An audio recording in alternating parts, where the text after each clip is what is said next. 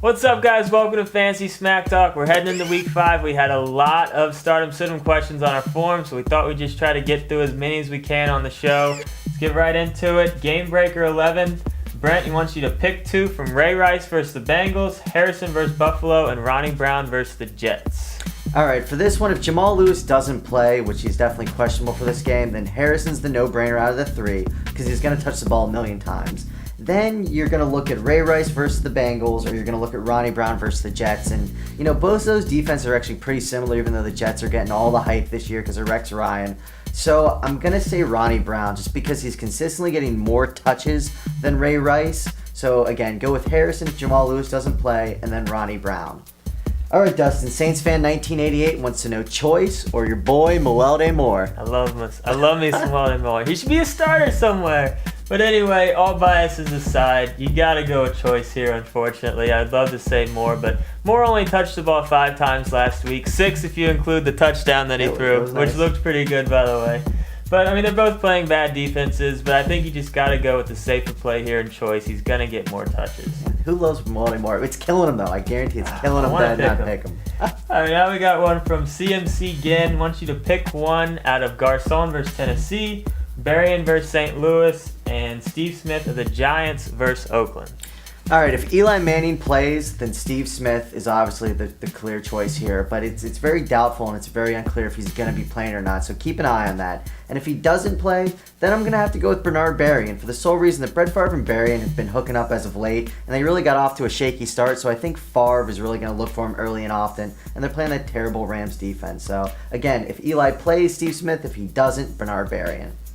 All right, Dustin, the next question is from Viva Las Q, or a lot of V's a Q through a Z. I don't know why people do this to us, but it's from him, and he wants to know Lynch or Julius Jones. Who's he starting?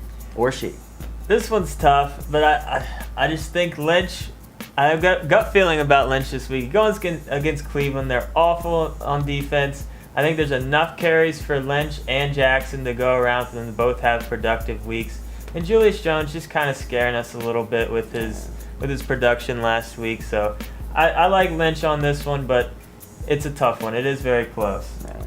All right, we got one from Green Man. Wants to know T.O. versus Cleveland or Percy Harvin versus St. Louis. And yes, you do get a point for every 30 return yards. All right, I love the fact that you included that. Normally in these coin flips with Percy where return yards count, we normally lean towards Percy Harvin. However, in this case, I'm going to say go with T.O. He's playing a terrible Browns D, and if he's ever going to produce, this is the week. And also, there's a chance Percy Harvin won't return a single kick, because there's a chance the Rams won't even score a point in this game. Well, they'll at least get one for the beginning or halftime. We'll get at least one. All right, so he's going to get... That doesn't change the mind, though. Smart. All right. So he'll get one. He could break it. He could. All right, Gus, and Turby wants to know, Garrard or Flacco? This is another really tough one. They're both playing against terrible defenses. This is really good matchups for both of them. I want to say Garrard, but I'm afraid of Jones-Drew just breaking out again and stealing all the touchdowns. I'm going with Flacco this week.